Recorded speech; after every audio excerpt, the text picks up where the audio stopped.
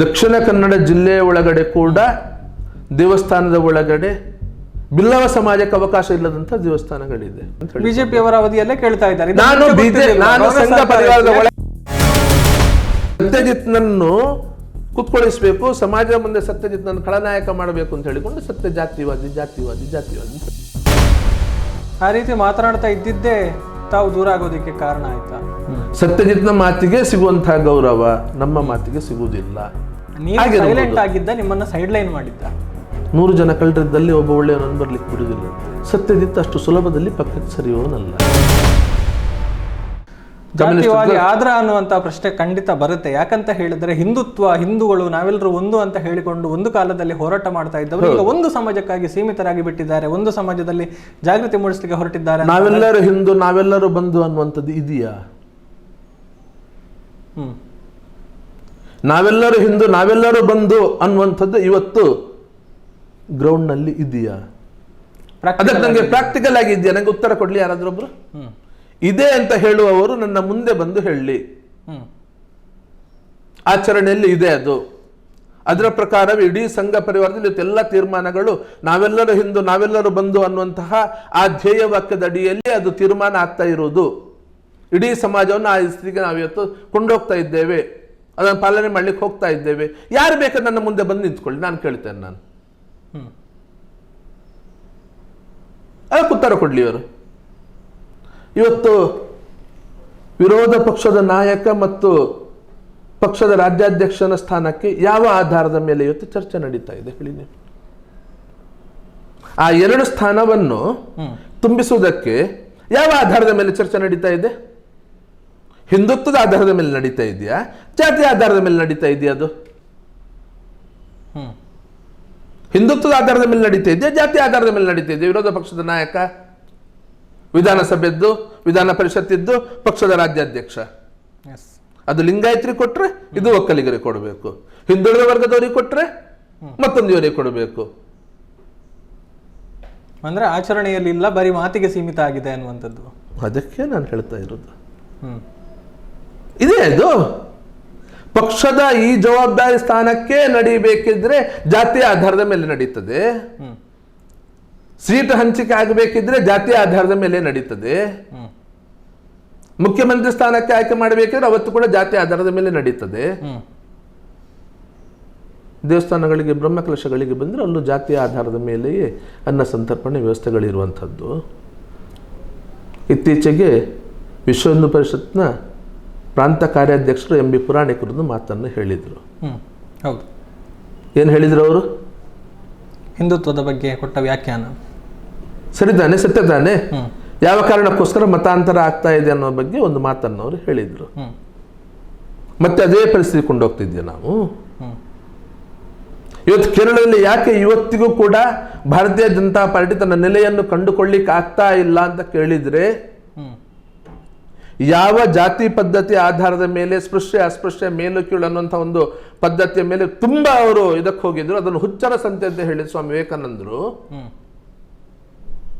ಆ ಒಂದು ಇದರ ಪರಾಕಾಷ್ಠೆಯಿಂದಾಗಿ ಇವತ್ತಿಗೂ ಕೂಡ ಅಲ್ಲಿ ಭಾರತೀಯ ಜನತಾ ಪಾರ್ಟಿ ತನ್ನ ನೆಲೆಯನ್ನು ಕಂಡುಕೊಳ್ಳಿಕ್ಕೆ ಆಗ್ತಾ ಇಲ್ಲ. ಮುಸಲ್ಮಾನರ ಕ್ರಿಶ್ಚಿಯನ್ರ ಸಮಸ್ಯೆ ಅಲ್ಲ ಅದು. ಹಿಂದೂ ಸಮಾಜ ಒಳಗಡೆದಂತಹ ಸಮಸ್ಯೆಯಿಂದ ಶೋಷಿತ ವರ್ಗ, ದಮನಿತ ವರ್ಗ, ಯಾವ ವರ್ಗಗಳಿತ್ತು, ಹಿಂದುಳಿದ ವರ್ಗದ ಬಂಧುಗಳು, ದಲಿತ ಸಮಾಜದ ಬಂಧುಗಳು, ಅವತ್ತೇ ಅದೆಲ್ಲವನ್ನು ಪಕ್ಕಕ್ಕಿಟ್ಟು ಒಂದಷ್ಟು ಜನ ಆ ಕಾರಣಕ್ಕೋಸ್ಕರ ಮತಾಂತರ ಆದ ಪರಿಣಾಮ, ಮುಸಲ್ಮಾನರು ಕ್ರಿಶ್ಚಿಯನ್ರಾಗಿ ಮತಾಂತರ ಆದ ಪರಿಣಾಮವೇ ಇವತ್ತಲ್ಲಿ 50-55% ಮುಸಲ್ಮಾನರು ಕ್ರಿಶ್ಚಿಯನ್ರು ಇರುವಂಥದ್ದು. ಮನುಷ್ಯರಾಗಿ, ನಾಗರಿಕರ ಮನುಷ್ಯರಾಗಿ ಬದುಕಬೇಕಿದ್ರು ಮುಸಲ್ಮಾನರು ಕ್ರಿಶ್ಚಿಯನ್ರಾಗಿ ಮತಾಂತರ ಆಗಬೇಕಾಗಿತ್ತು. ಮೈ ಮೇಲೆ ಬಟ್ಟೆ ಮುಚ್ಕೊಳ್ಬೇಕಿದ್ರೆ ಮತಾಂತರ ಆಗಬೇಕಾಗಿತ್ತು. ಬಟ್ಟೆ ಮುಚ್ಕೊಂಡು ಬದುಕಬೇಕಿದ್ರೆ, ದೇವಸ್ಥಾನದಿಂದ ರಸ್ತೆಯಲ್ಲಿ ನಡಿಬೇಕಿದ್ರೆ ಅವರು ಅನಿವಾರ್ಯ ಆಗಿತ್ತು. ದೊಡ್ಡವರ ಮನೆಯ ಅಂಗಳದಿಂದ ಅಂಗಳಕ್ಕೆ ಹೋಗಬೇಕಿದ್ರು ಕೂಡ ಅವರು ಮತಾಂತರ ಆಗಬೇಕಾದ ಅನಿವಾರ್ಯತೆ ಇತ್ತು.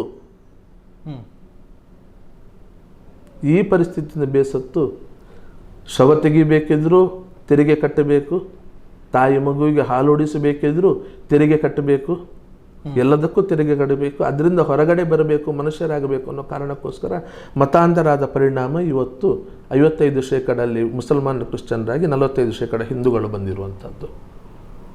ಹಿಂದೂ ಸಮಾಜ ಒಳಗಡೆ ವಿಕೃತಿಯಿಂದಾಗಿ. ಇವತ್ತು ಮತ್ತೊಮ್ಮೆ ಅದೇ ಇದಕ್ಕೆ ಕೊಂಡೋಗ್ತೀವಿ ನಾವು. ಎಲ್ಲವೂ ಬಲಿಷ್ಠವಾದ 4 ಸಮಾಜಗಳು, ಎಲ್ಲವೂ ಅವರಿಗೆ ಬೇಕು. ಮೀಸಲಾತಿ ಯಾಕೆ ಬಂದಿರುವಂಥದ್ದು? ಯಾವ ಸಮಾಜಗಳು ತುಳಿತಕ್ಕೆ ಒಳಗಾಗಿತ್ತು ಆ ಸಮಾಜಗಳನ್ನು ಮೇಲೆತ್ತುವುದಕ್ಕೋಸ್ಕರ ಮೀಸಲಾತಿ ಬಂದಿರುವಂಥದ್ದು.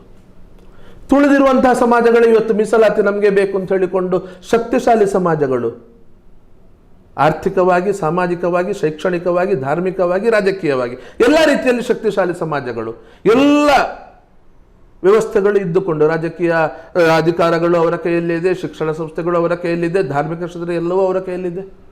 ಮತ್ತೆ ಅವರು ಮೀಸಲಾತಿ ಬರ್ತಾರೆ, ಹಿಂದುಳಿದ ವರ್ಗದವರ ಮೀಸಲಾತಿಗೆ. ಒಂದು ಕಡೆಯಲ್ಲಿ ಮೀಸಲಾತಿ ತೆಗಿಬೇಕು, ಸತ್ಯ ಮೀಸಲಾತಿಯನ್ನು ತೆಗೀರಿ. ಸಮಾನತೆ, ಮೀಸಲಾತಿಯನ್ನು ತೆಗಿಬೇಕಿದ್ದಕ್ಕೆ ಮುಂಚೆ ಎಲ್ಲರಿಗೂ ಸಮಾನತೆಯನ್ನು ಮಾಡಿ, ಎಲ್ಲರಿಗೂ ಸಮಾನತೆಯನ್ನು ಮಾಡಿ.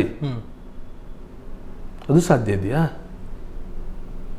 ಆರ್ಥಿಕದ ಆಧಾರದ ಮೇಲೆ ಮಾತ್ರ ನೀವು ಮೀಸಲಾತಿ ಕೊಡಬೇಕು ಅಂತ ತೀರ್ಮಾನ ಮಾಡಿದ್ರೆ ಒಳ್ಳೆಯದು, ಬಹಳ ಒಳ್ಳೆಯ ಕೆಲಸ ಅದು.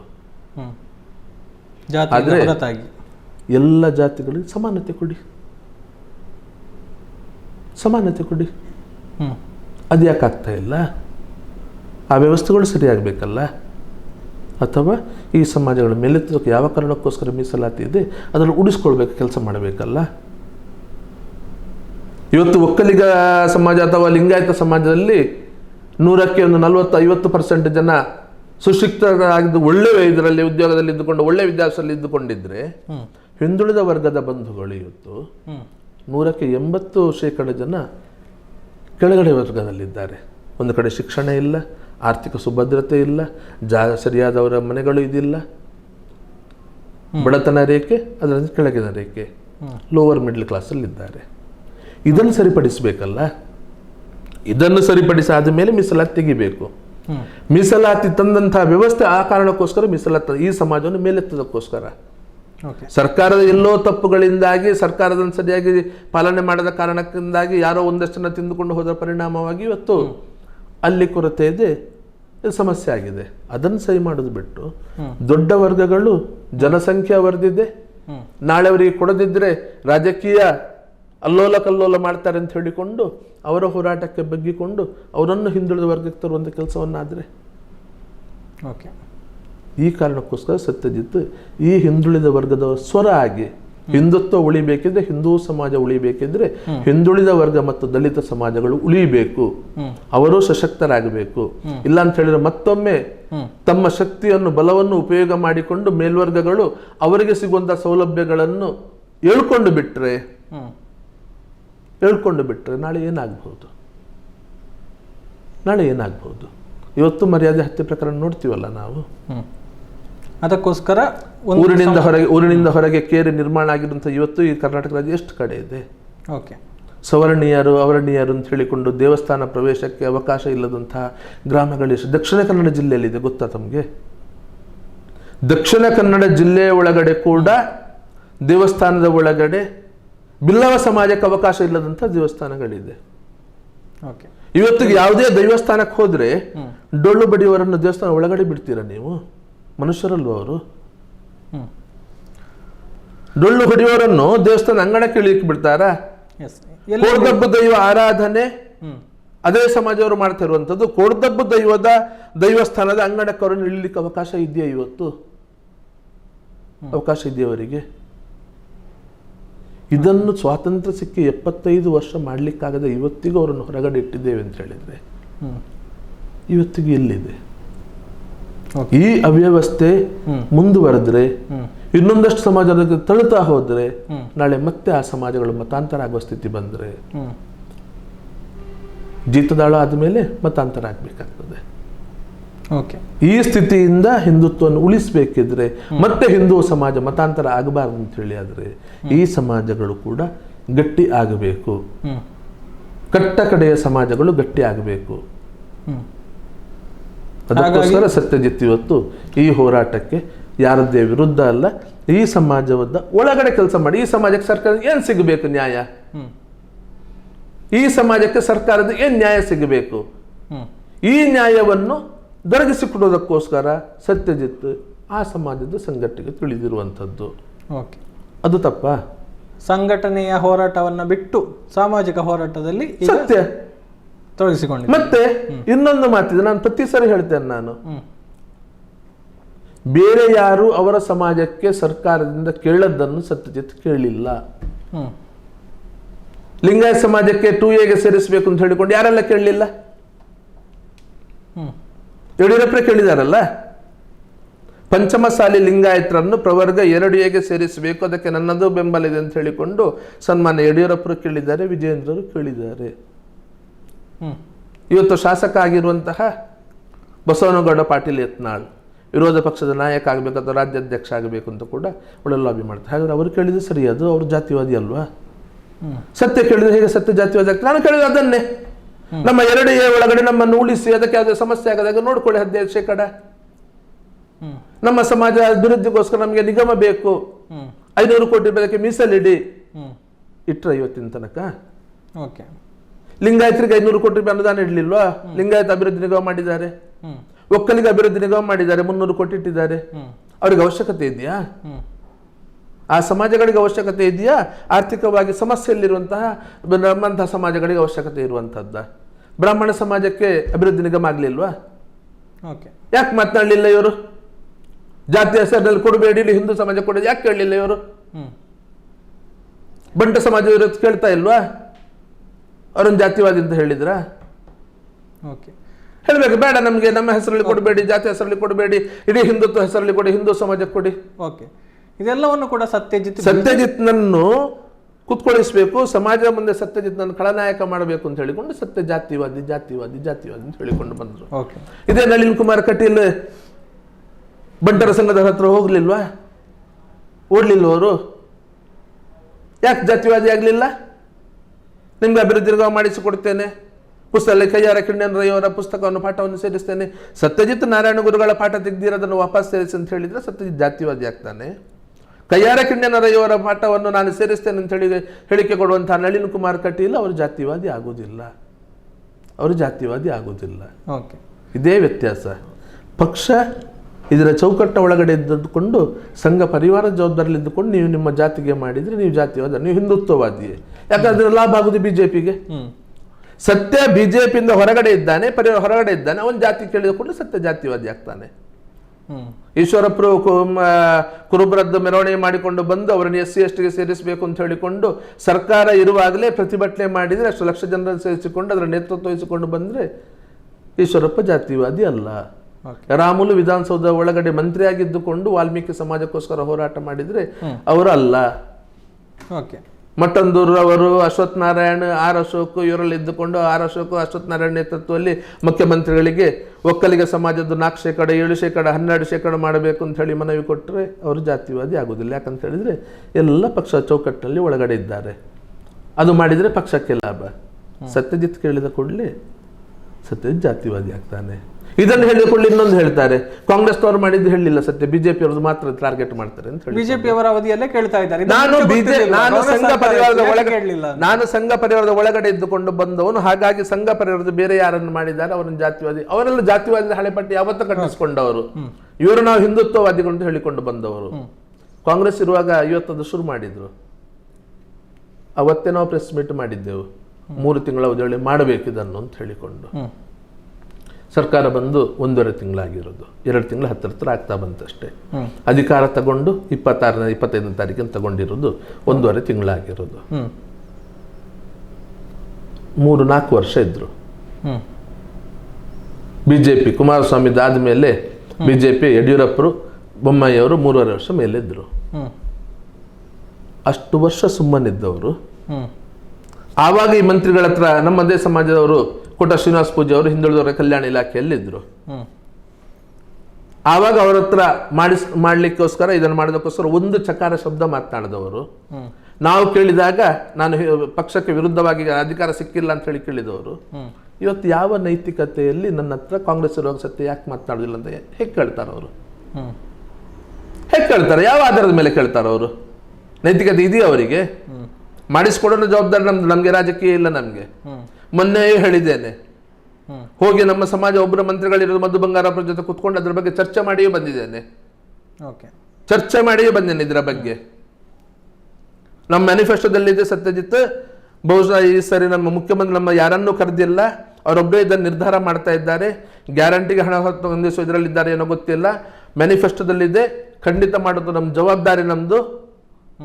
ಅಕಸ್ಮಾತ್ ಬಜೆಟಲ್ಲಿ ಬರಲಿಲ್ಲ ಅಂತ ಹೇಳಿ ಆದರೆ ಬಜೆಟ್ ಮುಗಿದ ತಕ್ಷಣ ಬನ್ನಿ ನೀವು, ನಾವೆಲ್ಲರೂ ಜೊತೆಯಲ್ಲೇ ಹೋಗೋಣ, ಹೋಗಿ ಮುಖ್ಯಮಂತ್ರಿಗಳ ಜೊತೆ ಮಾತಾಡೋಣ ಅನ್ನುವಂಥ ಮಾತನ್ನು ನಮಗೆ ಅವರು ನೇರವಾಗಿ ಸ್ಪಷ್ಟವಾಗಿ ಹೇಳಿದ್ದಾರೆ. ಅವತ್ತೇ ಇಬ್ಬರು ಮಂತ್ರಿಗಳು ನಮ್ಮನ್ನು ತಪ್ಪಿಸ್ತಾ ಇದ್ರು. ಕೋಟ ಶ್ರೀನಿವಾಸ ಪೂಜಾರಿ ಅವರು, ಸುನಿಲ್ ಕುಮಾರ್ ಅವರು ಇಬ್ಬರು ಕೂಡ ನಾವು ನಿಗಮದ ವಿಚಾರ ಇದೆಲ್ಲ ಮಾತಾಡಿ ನಮ್ಮನ್ನು ತಪ್ಪಿಸ್ತಾ ಇದ್ರು, ಬರ್ಲಿಕ್ಕೆ ಕೇಳ್ತಾ ಇರಲಿಲ್ಲ. ಅಧಿಕಾರ ಎಳೆಯುವ ಕೊನೆಯ ಕ್ಷಣದಲ್ಲಿ ಒಂದು ನಾಮಕಾವಸ್ಥೆಯನ್ನು ಘೋಷಣೆ ಮಾಡಿಬಿಟ್ಟು ಹೋಗಿದ್ದಾರೆ, ಆದೇಶ ಮಾಡಿಸಿಬಿಟ್ಟು, ಅದು ನಮ್ಮ ಒತ್ತಡದಿಂದಾಗಿ ಆದೇಶ ಮಾಡಿಸಿಬಿಟ್ಟು ಹೋಗಿದ್ದಾರೆ.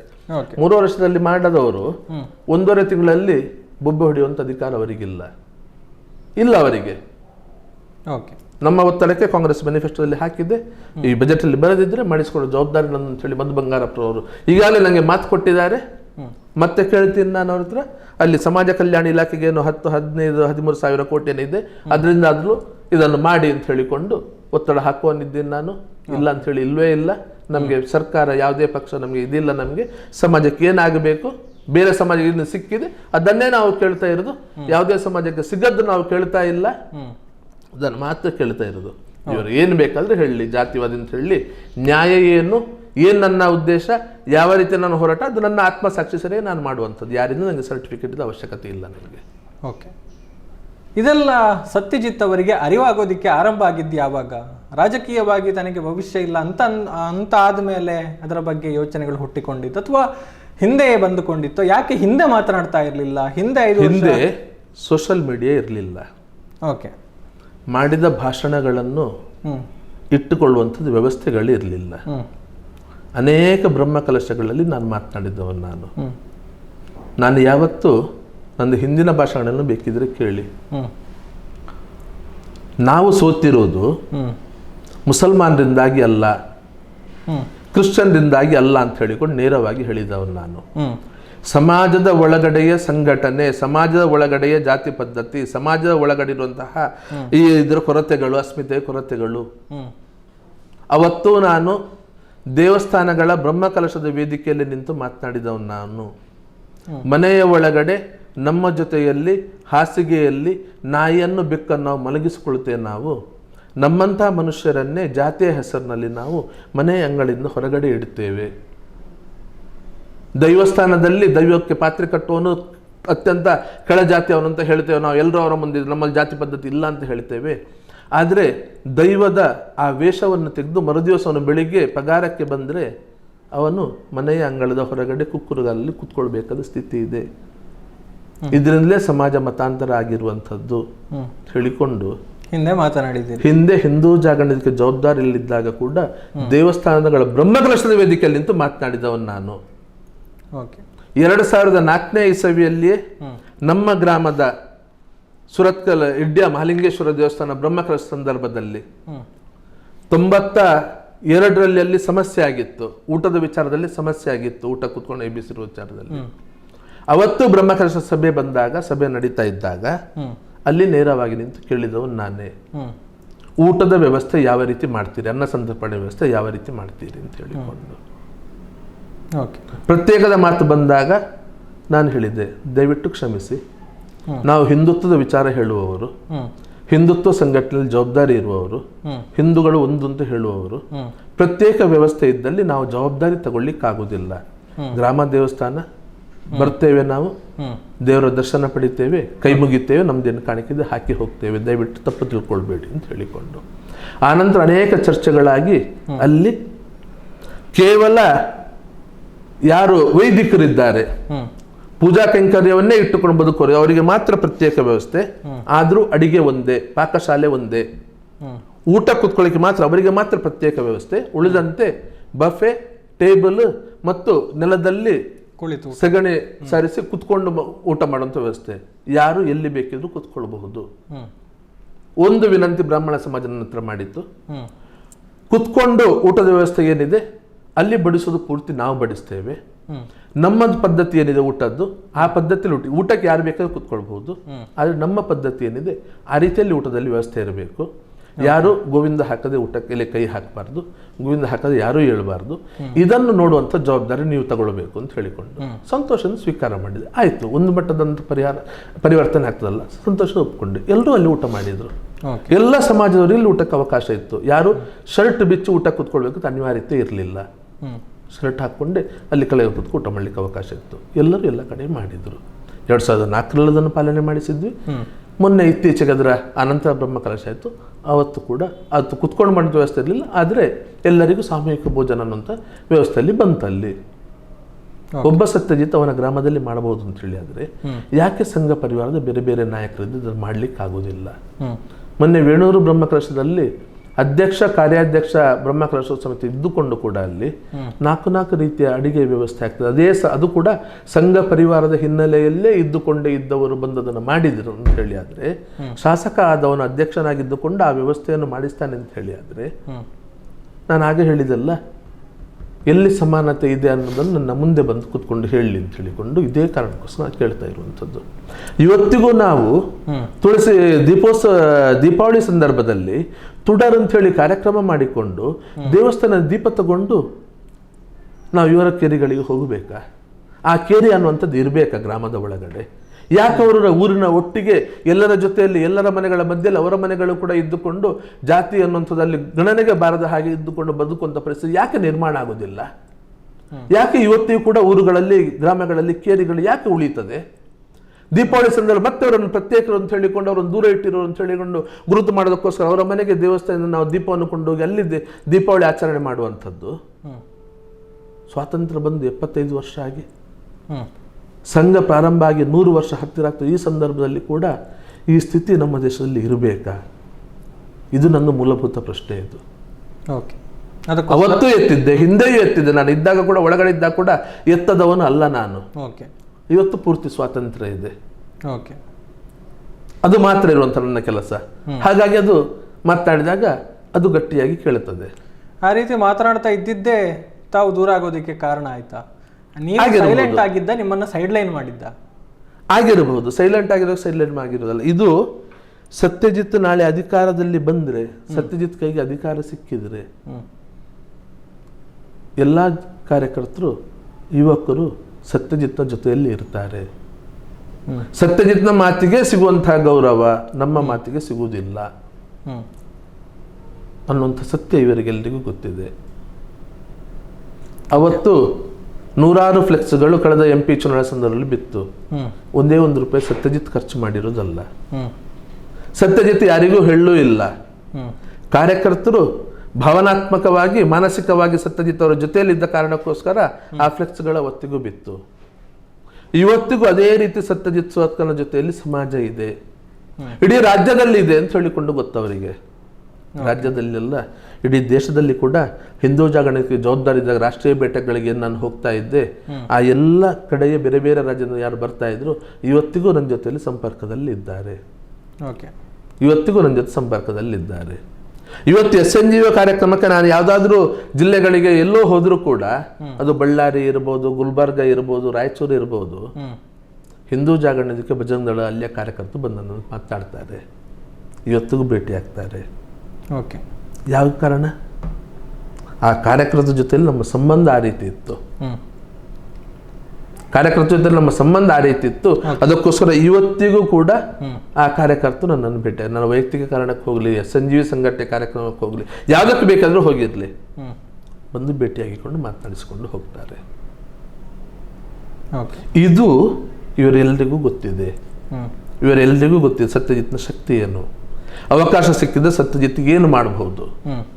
ನೀವು ಆಗೊಂದು ಮಾತನ್ನು ಹೇಳಿದರೆ, ಹಿಂದುಳಿದ ವರ್ಗದ ರಾಜ್ಯ ಪ್ರಧಾನ ಕಾರ್ಯದರ್ಶಿ ನನಗೆ ಬರೀ ರಾಜ್ಯ ಕಾರ್ಯದರ್ಶಿ ಕೊಟ್ಟಿದ್ರು, ಅದನ್ನು ಕೊಟ್ಟಿರಲಿಲ್ಲ ಇವರ ಯೋಗ್ಯತೆಗೆ.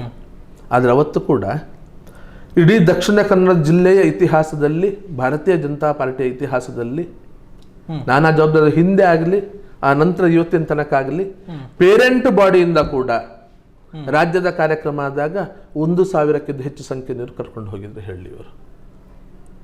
1,000ಕ್ಕಿಂತ ಹೆಚ್ಚು ಸಂಖ್ಯೆ ಕರ್ಕೊಂಡು ಹೋಗಿದ್ರು ಹೇಳಿ ಇವರು. ರಾಜ್ಯದ ಕಾರ್ಯದರ್ಶಿ ಆಗಿದ್ದಕೊಂಡು ನಾನು ದಕ್ಷಿಣ ಕನ್ನಡ ಜಿಲ್ಲೆಯಿಂದ ರಾಜ್ಯದಿಂದ ಒಂದೇ ₹1 ತಗೊಳ್ಳದೆ ಜಿಲ್ಲೆಯಿಂದ ಕೂಡ 1 ರೂಪಾಯಿ ಕೂಡ ತಗೊಳ್ಳೋದು, ಜಿಲ್ಲಾ ಸಂಘಟನೆಯಿಂದ ಬಿಜೆಪಿ ಪೇರೆಂಟ್ ಬಡಿದ 1 ರೂಪಾಯಿ ತಗೊಳ್ಳೋದು, ಜಿಲ್ಲಾ ಅಧ್ಯಕ್ಷರಿಂದ 1 ರೂಪಾಯಿ ತಗೊಳ್ಳೋದೆ 5,000 ಜನರನ್ನು ನಾನು ಬೆಂಗಳೂರು ಕರ್ಕೊಂಡು ಹೋಗಿದ್ದೆ. 5,000 ಜನರನ್ನು ಕರಾವಳಿಯಿಂದ, ದಕ್ಷಿಣ ಕನ್ನಡ ಜಿಲ್ಲೆಯಿಂದ. ಸಂಘದ ವ್ಯವಸ್ಥೆ ಏನು, ಸಂಘಟನೆಯಲ್ಲಿ ಯಾವ ರೀತಿ ನಾವು ದುಡಿತಾ ಇದ್ವಿ, ಯಾವ ರೀತಿ ಕರ್ಕೊಂಡು ಹೋಗ್ತಾ ಇದ್ವಿ, ಕೈಯಿಂದ ದುಡ್ಡು ಹಾಕಿಕೊಂಡು ಅಥವಾ ಅಲ್ಲಿ ಸ್ಥಳೀಯವಾಗಿ ಸಂಗ್ರಹ ಮಾಡಿಕೊಂಡು ಹೋಗ್ತಾ ಇದ್ವಿ.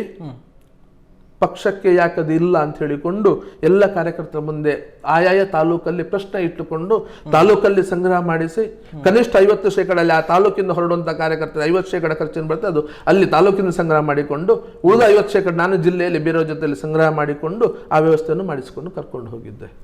ಮಾಡಲಿ ಅವರು ಅಧಿಕಾರ ಇಲ್ಲದ ಸಂದರ್ಭದಲ್ಲಿ ಮಾಡಿರುವಂಥದ್ದು, ಮಾಡಲಿ ಅವರು. ಈ ಶಕ್ತಿ ಸತ್ಯನಿಗಿದೆ ಅನ್ನುವಂಥದ್ದು ಇವರೆಲ್ಲರಿಗೂ ಗೊತ್ತಿದೆ. ಮತ್ತೆ ಆ ವ್ಯವಸ್ಥೆಯ ಒಳಗಡೆಯೇ ಬರ್ತದೆ, ವ್ಯವಸ್ಥೆಯನ್ನು ಬಿಟ್ಟು ಹೋಗುವುದಿಲ್ಲ. ಆ ಶಿಸ್ತನ್ನು ಸತ್ಯ ವಾಪಸ್ ತರ್ತಾನೆ, ಸತ್ಯ ದುಡ್ಡು ತಗೊಳ್ಳೋದಿಲ್ಲ. ಹಾಗಾಗಿ ಉಳಿದವರಿಗೆ ನಮಗೂ ಕಷ್ಟ ಆಗ್ತದೆ. ಹಾಗಾಗಿ ದೂರ ಇಟ್ಟರೆ 100 ಜನ ಕಳ್ಳರಿದ್ದಲ್ಲಿ ಒಬ್ಬ ಒಳ್ಳೆಯವನನ್ನು ಬರ್ಲಿಕ್ಕೆ ಬಿಡುವುದಿಲ್ಲಂತೆ. ಸ್ಥಿತಿ ಹಾಗಾಗಿದೆ. ನಾನೊಬ್ಬ ಒಳ್ಳೆಯವ ಅಂತ ಹೇಳಿದ್ರೆ ಇಲ್ಲಿ ತುಂಬ ಜನ ಒಳ್ಳೆಯವರು ಆ ರೀತಿ ಇವತ್ತು ವ್ಯವಸ್ಥೆಯಿಂದ ದೂರ ನಿಂತವರಿದ್ದಾರೆ. ಹಳೆಯ ಕಾರ್ಯಕರ್ತರು ಆ ತತ್ವ ಸಿದ್ಧಾಂತದಲ್ಲಿ ಇವತ್ತು ವಿಶ್ವಾಸ ಇಟ್ಟುಕೊಂಡು, ನಂಬಿಕೆ ಇಟ್ಟುಕೊಂಡು, ಅದನ್ನು ಜೀವನ ವೃತ್ತ ಅಂತ ಹೇಳಿ ಪಾಲನೆ ಮಾಡಿಕೊಂಡು, ಕೈಯಲ್ಲಿ ಇದ್ದ ದುಡ್ಡನ್ನು ಖರ್ಚು ಮಾಡಿಕೊಂಡು ಇದನ್ನು ಕಟ್ಟಿ ಬೆಳೆಸಿದವರು ಯಾರಿದ್ದಾರೆ, ಹಿರಿಯರು ಯಾರಿದ್ದಾರೆ, ಅವರೆಲ್ಲರೂ ಇವತ್ತು ನೋವಲ್ಲಿ ದೂರ ಇದ್ದಾರೆ. ಇದನ್ನು ನಾವು ಕಟ್ಟಿ ಬೆಳೆಸೋ ಸಂಘಟನೆ. ಇದಕ್ಕೋಸ್ಕರ ನಾವು ಇಷ್ಟೆಲ್ಲ ದುಡಿಬೇಕಾಗಿತ್ತಾ, ಇದಕ್ಕೋಸ್ಕರ ಇಷ್ಟೆಲ್ಲ ತ್ಯಾಗ ಮಾಡಬೇಕಾಗಿತ್ತ ಅಂತ ಹೇಳಿಕೊಂಡು, ಆದರೆ ಇವತ್ತು ಕೂಡ ಅವರ ಮನಸ್ಸಲ್ಲಿ ಅವರ ರೀತಿಯಲ್ಲಿ ದುಡ್ಡು ಮಾಡೋಣಂತೂ ಯೋಚನೆ ಬರೋದಿಲ್ಲ. ಆದರೆ ಆ ನೋವಲ್ಲಿ ಹೊರಗಡೆ ಇದ್ದಾರೆ. ಅವರದ್ದೇ ಸಾಮ್ರಾಜ್ಯ ಆಗ್ತಾ ಇದೆ. ಸತ್ಯ ಬಂದು ಬಿಟ್ರೆ ಸತ್ಯನ ಕೈಯಲ್ಲಿ ಸತ್ಯನ ಶಕ್ತಿ ಇದೆ. ಸತ್ಯ ಎಲ್ಲವನ್ನು ಆಯ್ದಕ್ಕೆ ತಗೊಂಡು ಹೋಗ್ತಾನೆ. ನಮ್ಗೆ ಯಾರಿಗೂ ಮತ್ತೆ ಅಲ್ಲಿ ಹೆಚ್ಚಿದ ಅವಕಾಶ ಇರುವುದಿಲ್ಲ ಅಂತ ಹೇಳಿಕೊಂಡು ಕೂಡ ಸತ್ಯನನ್ನು ಪಕ್ಕಕ್ಕೆ ತಳ್ಳಲಿಕ್ಕೆ ಒಂದು ಪ್ರಯತ್ನ ಇದ್ರು. ಅದನ್ನು ತಳ್ಳಲಿಕ್ಕೆ ನೋಡ್ತಾ ಇದ್ದಾರೆ. ಆದರೆ ಸತ್ಯಜಿತ್ ಅಷ್ಟು ಸುಲಭದಲ್ಲಿ ಪಕ್ಕಕ್ಕೆ ಸರಿಯೋನಲ್ಲ. ಸತ್ಯಜಿತ್ ಸುರತ್ಕಲ್ ಅವರ ಹಾದಿಯಲ್ಲೇ ಇನ್ನೊಂದಷ್ಟು ಜನ ಇದ್ದಾರೆ. ಪ್ರವೀಣ್ ವಾಲ್ಕೆ ಅವರಿದ್ರು, ಮಹೇಂದ್ರ ಕುಮಾರ್ ಅವರಾದ್ರು. ಈ ರೀತಿ ಒಂದಷ್ಟು ಉದಾಹರಣೆಗಳು ನಮಗೆ ಸಿಗ್ತದೆ.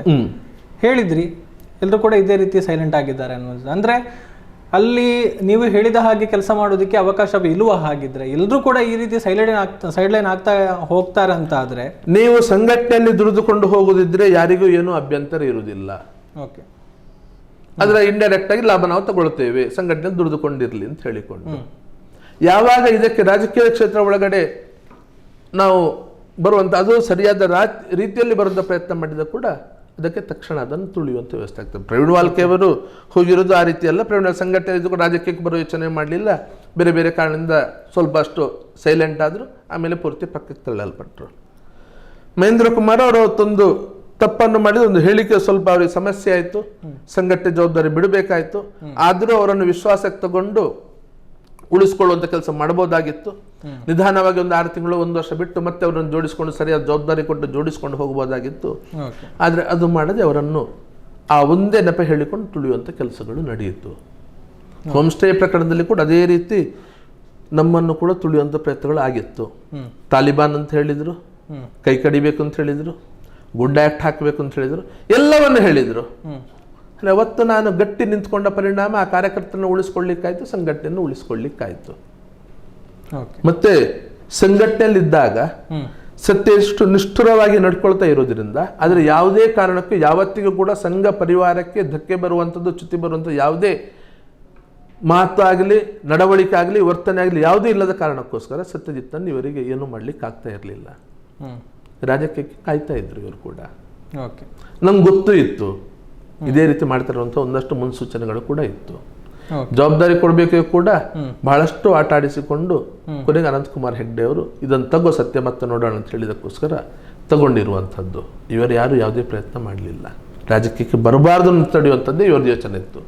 ನೋಡೋಣ ಇವ್ರದ್ದು ಏನ್ ಮಾಡ್ತಾರೆ ನೋಡೋಣ ಅಂತ ಹೇಳಿಕೊಂಡು ಅದನ್ನು ಸವಾಲಾಗಿ ಸ್ವೀಕಾರ ಮಾಡಿಕೊಂಡು ರಾಜಕೀಯಕ್ಕೆ ಬಂದಿರುವಂಥದ್ದು. ಇವರ ಈ ರೀತಿ ಚಟುವಟಿಕೆಗಳು ಇದು ಗೊತ್ತಾಗಬೇಕು ಸಮಾಜಕ್ಕೆ ಅನ್ನುವಂಥ ಯೋಚನೆ ಇಟ್ಟುಕೊಂಡೇ ನಾನು ರಾಜಕೀಯಕ್ಕೆ ಪ್ರವೇಶ ಮಾಡಿರುವಂಥದ್ದು. 90% ಇವ್ರು ನಂಗೆ ಕೊಡುವುದಿಲ್ಲ ಅನ್ನುವಂಥದ್ದು, ನಂಗೆ ರಾಜಕೀಯಕ್ಕೆ ಬರಬೇಕಿದ್ರೆ ನಂಗೆ ಗೊತ್ತಿತ್ತು, ನಂಗೆ ಅವಕಾಶ ಸಿಗುವುದಿಲ್ಲ ಕೊಡುವುದಿಲ್ಲ ಅಂತ ನಂಗೆ 99% ನಂಗೆ ಗ್ಯಾರಂಟಿ ಇತ್ತು. ಆದ್ರೂ 1% ಪ್ರಯತ್ನ ಮಾಡೋಣ ನೋಡೋಣ ಅಂತ ಹೇಳಿಕೊಂಡು ಬಂದೆ ನಾನು.